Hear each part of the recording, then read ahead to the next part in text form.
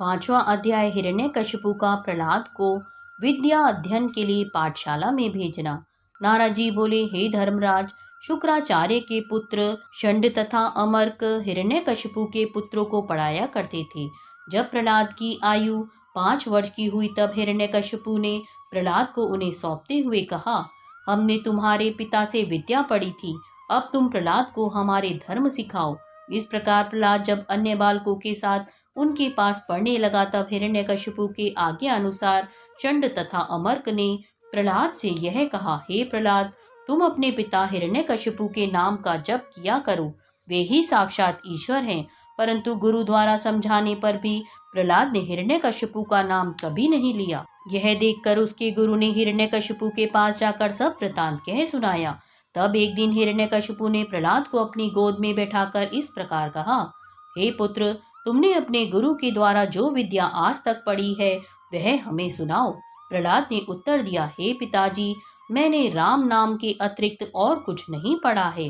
मैं 8 प्रहर उन्हीं के नाम का स्मरण करता हूँ। मैं नवधा भक्ति को भली भांति जानता हूँ। वह नवधा भक्ति इस प्रकार है, श्रवण अर्थात श्री नारायण जी की कथा को सुनना, कीर्तन अर्थात श्री नारायण जी के गुणानुवादों को कहना, स्मरण अर्थात श्री नारायण जी के नाम को जपना, पाद सेवन अर्थात श्री नारायण जी के चरण कमलों का पूजन करना, अर्चन अर्थात श्री नारायण जी के मूर्ति को विधि पूर्वक भोग लगाना, वंदन अर्थात श्री नारायण जी को बारंबार नमस्कार करना, दास्य अर्थात श्री नारायण जी की सेवा करना, सख्य अर्थात श्री नारायण जी के प्रति मित्र भाव से प्रीति रखना, आत्मनिवेदन अर्थात अपने तन मन धन सर्वस्व को श्री नारायण जी को अर्पण कर देना। हे पिता, मैंने जो तुम्हें बताया है यही सब वेदों तथा शास्त्रों का सार है।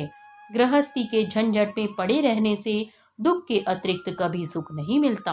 प्रहलाद की ऐसी बातें सुनकर हिरण्यकशिपु ने अत्यंत क्रोध करके कहा, अरे मूर्ख, क्या तू यह नहीं जानता कि नारायण ने वराह अवतार लेकर मेरे भाई हिरण्याक्ष को मार डाला था? मेरे शत्रु का नाम लेकर उसकी स्तुति क्यों कर रहा है? हे पुत्र, अपना धर्म छोड़कर पराये धर्म को ग्रहण करना तथा बालकों को साधु संतों की संगति करना शुभ नहीं होता है। इसीलिए तू अपने गुरु के आज्ञा अनुसार विद्या पढ़। हिरण्यकशिपु के मुख से ऐसे वचन सुनकर प्रहलाद ने उत्तर दिया, मैं उन नारायण जी को नमस्कार करता हूँ जिनकी माया के वशीभूत होकर आप अपने पराये में भेद समझते हैं। ईश्वर की कृपा के बिना किसी को ज्ञान प्राप्त नहीं होता है। जो कोई शास्त्र पढ़कर परमेश्वर में भक्ति नहीं रखता है उसका शास्त्र पढ़ना व्यर्थ है। प्रहलाद के मुख से ऐसे वचन सुनकर हिरण्यकशिपु ने अत्यंत क्रोध करके कई दैत्यों को बुलाकर इस प्रकार कहा, हे बंधुओं, दैत्य वंश का नाश करने के लिए विष्णु कुल्हाड़े के समान है। उस कुल्हाड़े मेरा यह पुत्र प्रहलाद बेट के समान काम करने वाला उत्पन्न हुआ है। यह मेरी आज्ञा न मानकर मेरे शत्रु का नाम जपता है तथा दिन रात उसी की प्रशंसा करता है। यदि शरीर के किसी अंग में ऐसा रोग हो जो संपूर्ण शरीर को हानि पहुंचाए तो उस अंग को काट कर फेंक देना चाहिए। अतः प्रहलाद जैसे पुत्र की मृत्यु उचित समझकर तुम लोग इसे मार डालो। हे युधिष्ठिर, हिरण्यकशिपु की आज्ञा को सुनकर वे दैत्य प्रहलाद को उस स्थान से पकड़कर बाहर ले गए तथा तलवार गदा आदि से मारने लगे। श्री नारायण जी की कृपा से उसके शरीर पर किसी भी शस्त्र से कोई घाव नहीं लगा। यह देखकर उन दैत्यों ने प्रहलाद को पर्वत के सबसे ऊंचे शिखर पर ले जाकर नीचे लुढ़का दिया, परंतु इससे भी प्रहलाद के शरीर में कुछ चोट नहीं आई। तत्पश्चात उन दैत्यों ने प्रहलाद के चारों ओर बहुत सी लकड़ियां रखकर उनमें आग लगा दी, परंतु भगवान की कृपा से सब लकड़ियां तो जलकर भस्म हो गईं और प्रहलाद ज्यों का त्यों श्री नारायण जी के ध्यान में मग्न निश्चिंत भाव से बैठा रहा। जब हिरण्यकशिपु को यह बात मालूम हुई तो उसने प्रहलाद की महिमा देखकर अपने मन में यह विचार किया कि इतने उपाय करने पर भी जब प्रहलाद की मृत्यु नहीं हुई तो इससे यह सिद्ध होता है कि यदि प्रहलाद से अधिक शत्रुता करूं तो इसे बचाने के लिए विष्णु स्वयं आएंगे। उस समय मैं उन्हें मारकर हिरण्याक्ष की मृत्यु का बदला ले लूंगा। यह निश्चय कर हिरण्यकशिपु ने संडा तथा अमर्क को पुनः बुलाकर कहा, हम प्रहलाद को बहुत दंड दे चुके हैं, अतः आज यह तुम्हारे आज्ञा अनुसार पड़ेगा। हिरण्यकशिपु के ऐसे वचन सुनकर प्रहलाद ने मन में विचार किया कि अब मैं पाठशाला में पहुंचकर अन्य बालकों को ज्ञान सिखाऊंगा।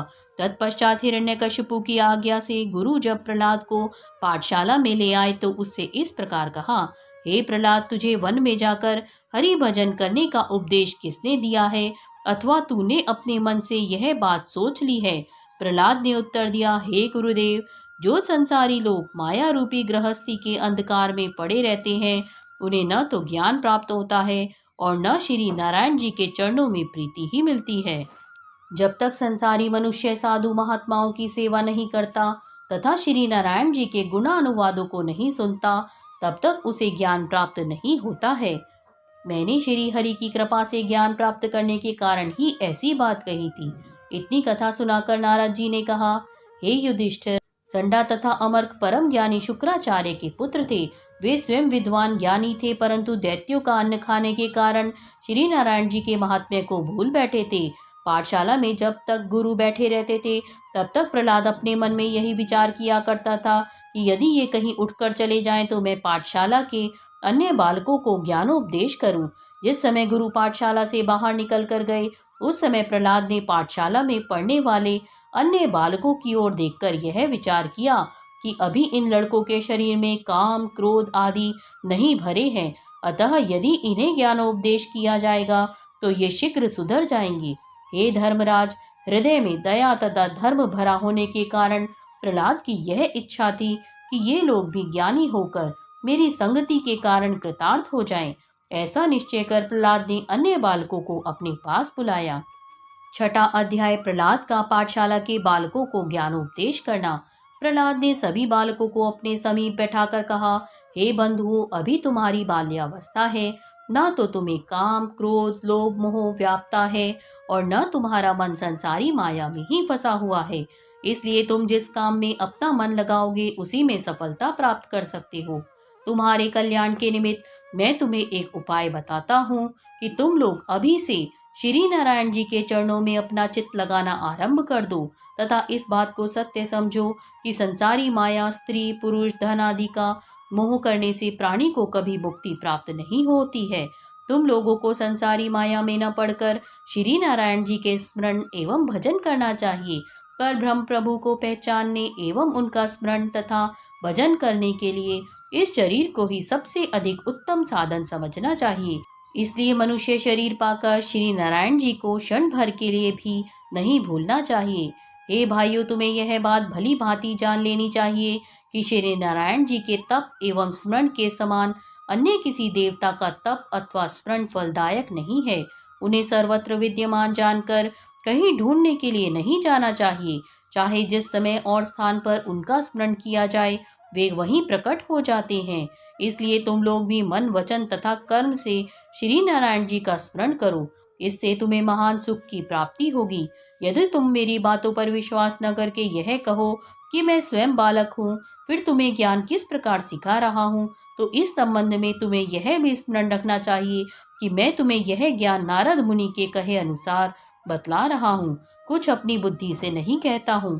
प्रहलाद के मुख से ऐसे वचन सुनकर अन्य बालकों ने कहा, हे प्रहलाद, हम लोग अभी बालक हैं। वृद्धावस्था प्राप्त होने पर हम श्री नारायण जी का भजन कर लेंगे। अभी हमें ऐसा करने की क्या आवश्यकता है? प्रहलाद बोले, हे भाइयों सुनो, प्रत्येक योनि में इंद्रियों को सुख मिलता है, परंतु मनुष्य शरीर के बिना अन्य शरीरों द्वारा श्री नारायण जी का भजन करना कठिन होता है। यदि तुम यह समझते हो कि इस जन्म में तो हम लोग संसारी सुखों का उपभोग कर लें, किसी दूसरे जन्म में श्री हरि का भजन कर लेंगे, तो तुम्हें यह ध्यान रखना चाहिए कि मनुष्य का शरीर बारंबार मिलना अत्यंत कठिन है। प्रत्येक प्राणी को अपने पूर्व जन्म के कर्म अनुसार सुख दुख की प्राप्ति होती है। संसारिक सुख तो कुछ दिनों तक रहता है, परंतु श्री हरि का भजन करने से महाप्रलय तक अनेक सुखों की प्राप्ति होती है। जिस प्रकार आंधी वृक्षों को ढहा देती है, उसी प्रकार काल रूपी आंधी का एक न एक दिन तुम्हें भी शिकार बनना पड़ेगा। तुम लोग जब स्त्री पुत्र आदि के मुंह में फंस जाओगे, तो जिस प्रकार गाय, भैंस आदि पशु वन में घास चरने के लालच से कुएं, खाई में गिरकर कष्ट पाते हैं, उसी प्रकार माया रूपी अंधकूप में गिरकर तुम अनेक प्रकार के दुख उठाओगे। जो प्राणी संसारी मोहमाया को त्याग कर श्री हरि के चरणों में प्रीति करता है, वही इस माया रूपी अंधकूप से बाहर निकल पाता है। इसलिए हरि भजन को पारस मणि के समान समझना चाहिए। प्रहलाद के ऐसे वचन सुनकर बालकों ने पूछा, हे प्रहलाद, तुम्हें नारद जी कहाँ मिले थे, वह हमें बताओ। 7वां अध्याय, बालकों का प्रहलाद द्वारा उपदेश ग्रहण करना। नारद जी ने कहा, हे युधिष्ठिर, उन बालकों की बात सुनकर प्रहलाद ने इस प्रकार उत्तर दिया, हे मित्रों, जब हमारे चाचा हिरण्याक्ष को वाराह जी ने मार डाला तथा मेरे पिता हिरण्यकश्यपु तपस्या करने के लिए मंदराचल पर्वत पर चले गए थे, उस समय देवताओं के राजा इंद्र ने उचित अवसर पाकर नमूची आदि दैत्यों को युद्ध में मारकर भगा दिया तथा वह दैत्यों की स्त्रियों को पकड़कर इंद्रलोक को ले चला। मार्ग में इंद्र की भेंट नारद जी से हुई। नारद जी ने उनसे पूछा, इंद्र, तुम इन स्त्रियों को क्यों लिए जा रहे हो? इंद्र ने यह उत्तर दिया, हे मुनि श्रेष्ठ, दैत्यों ने हमारा राज्य छीनकर हमें अत्यंत कष्ट पहुंचाया है, अतः हम उनसे बदला लेने के लिए इन स्त्रियों को पकड़े लिए जा रहे हैं। यह सुनकर नारद जी ने कहा, हे इंद्र, हिरण्यकशिपु की स्त्री को तू छोड़ दे, क्योंकि उसके गर्भ में प्रहलाद है। प्रहलाद श्री नारायण जी का भक्त होगा तथा वह तुम लोगों की सहायता करेगा। इंद्र ने मेरी माता को नारद जी को सौंप दिया तथा अपने लोक को चला गया। तदंतर नारद जी मेरी माता को लेकर उस स्थान पर जा पहुंचे जहाँ ऋषि मुनि तथा ब्राह्मण लोग तपस्या एवं हरि भजन कर रहे थे। जिस समय मेरी माता अपने पति तथा परिवार वालों की याद करके रोती थी, उस समय नारद जी उसे ज्ञानोपदेश करके इस प्रकार कहते थे, हे पुत्री, चिंता मत कर। संसार में कभी किसी को सुख मिलता है तो कभी दुख की प्राप्ति होती है। कुछ दिनों बाद तेरा पति हिरण्यकशिपु मंदराचल पर्वत से लौटकर तीनों लोगों का राज्य करेगा। उस समय तू रानी हो जाएगी। उस समय नारद जी द्वारा कहे गए ज्ञान को मैं अपनी माता के पेट में सुनता रहता था, वही ज्ञान मुझे अभी तक याद है। नारद जी ने एक बार मेरी माता को ज्ञानोपदेश करते समय यह भी कहा था कि तुझे स्त्री होने के कारण यह ज्ञान स्मरण न रहेगा, परंतु तेरे गर्भ में जो पुत्र है वह इसे सदैव याद रखेगा। हे बंधुओं, अब मैं तुमसे उस ज्ञान को कहता हूँ जिसे नारद जी ने मेरी माता से कहा था। सुनो, बाल्य, युवा तथा वृद्ध, ये 3 अवस्थाएं मनुष्य शरीर की होती हैं। संपूर्ण प्राणियों के शरीर में परब्रह्म प्रभु का जो तेज व्याप्त है उसे जीवात्मा कहा जाता है। वह जीवात्मा सदैव एक रस रहता है, उसे हर्ष अथवा विषाद नहीं होता। इस ज्ञान को प्राप्त करके जो प्राणी श्री नारायण जी का स्मरण करता है वह सदैव सुखी रहता है। जिस प्रकार न्यारिया मिट्टी को छानकर सोने का चूरा निकाल लेता है और मिट्टी से कोई आसक्ति नहीं रखता, उसी प्रकार इस मनुष्य शरीर के द्वारा हरि स्मरण करके स्वर्ण रूपी मुक्ति पदार्थ को प्राप्त कर लेना चाहिए तथा शरीर को मिट्टी समझकर उस पर आसक्ति नहीं रखनी चाहिए। जो लोग धन तथा परिवार आदि का सुख चाहते हैं, उनका आनंद स्थिर नहीं रहता है। हरि भजन का ऐसा प्रताप है कि उससे सुख की निरंतर वृद्धि होती है। अतः तुम लोग भी काम आदि का दमन करके श्री नारायण जी की भक्ति करो, उसी से तुम्हारा बेड़ा पार होगा। स्त्री, पुत्र, राज्य, सेना आदि मृत्यु के समय कोई साथ तक नहीं देता, परंतु यह शरीर एक क्षण में ही नष्ट हो जाता है। मृत्यु के उपरांत यह किसी काम का नहीं रहता। मनुष्य 8 प्रहर सुख की कामना करता है, परंतु श्री नारायण जी की कृपा के बिना उसे कभी सुख नहीं मिलता है। जब शरीर ही साथ नहीं देता, तब भला स्त्री, पुत्र आदि कैसे संग निभा सकते हैं। श्री नारायण जी भक्ति द्वारा जितने प्रसन्न होते हैं, उतने यज्ञ, तप, दान आदि द्वारा भी नहीं होते। हे भाइयों, मैंने नारद जी से जो ज्ञान सुना था उस पर पूर्ण विश्वास किया है। देखो, हिरण्यकशिपु ने मेरे प्राण लेने के लिए अनेक उपाय किए, परंतु वो मेरा कुछ भी अहित न कर सके। यदि तुम यह कहो कि हम लोग दैत्यों के पुत्र हैं, ऐसी स्थिति में श्री नारायण जी हमारी भक्ति को किस प्रकार स्वीकार करेंगे, तो इन बातों की चिंता मत करो। जो भी देवता, दैत्य अथवा मनुष्य श्री नारायण जी का स्मरण करता है, वे उसी को प्यार करने लगते हैं। मैं भी तो दैत्य का पुत्र हूँ, परंतु जब मैं श्री नारायण जी की शरण में जा पहुँचा तो उन्होंने मेरी सदैव रक्षा ही की। यदि तुम्हारे माता पिता भी तुम्हें हरि भजन करने से रोककर दुख देंगे, तो श्री नारायण जी की कृपा से तुम्हारे ऊपर भी उनका कोई वश नहीं चलेगा। प्रहलाद के मुख से इस ज्ञान को सुनकर सब लड़कों ने अत्यंत प्रसन्न होकर कहा, हे प्रहलाद, हम लोग तुम्हारे उपदेश को स्वीकार करते हैं तथा तुम्हारे आज्ञा अनुसार ही प्रत्येक कार्य करेंगे।